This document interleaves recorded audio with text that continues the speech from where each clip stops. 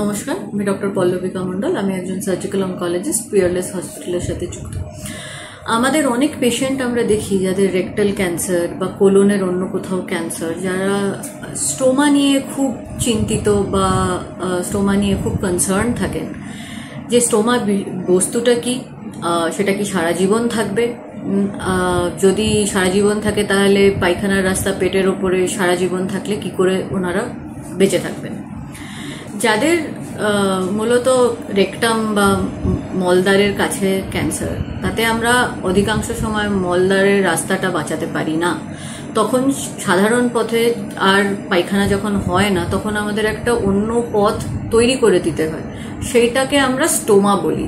এইটা সাধারণত পেটের ওপরে নাভির কাছে একটা স্টোমা বানানো হয়, যেটাকে আমরা একটা ব্যাগ লাগানো থাকে, যেটাতে মল সেই ব্যাগের ভিতরে কালেক্ট হয়।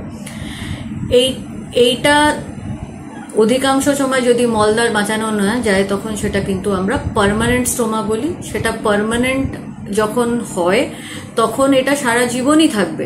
এটাকে কিভাবে পরিষ্কার রাখতে হয়, কিভাবে এটার যত্ন করতে হয়, সেগুলো আমরা তখন পেশেন্টকে পুরোপুরিভাবে বুঝিয়ে শিখিয়ে বাড়ি পাঠানো হয়। অধিকাংশ সময় এইরকম পেশেন্ট অনেক দিন বাঁচেন খুব সাধারণভাবে, কারণ এই ব্যাগটা ওনাদের কাপড়ের তলায় থাকে। কোনো পায়খানা বাইরের দিকে সয়েলিং হওয়ার বা স্মেল এরকম কোনো সমস্যা কিন্তু হয় না।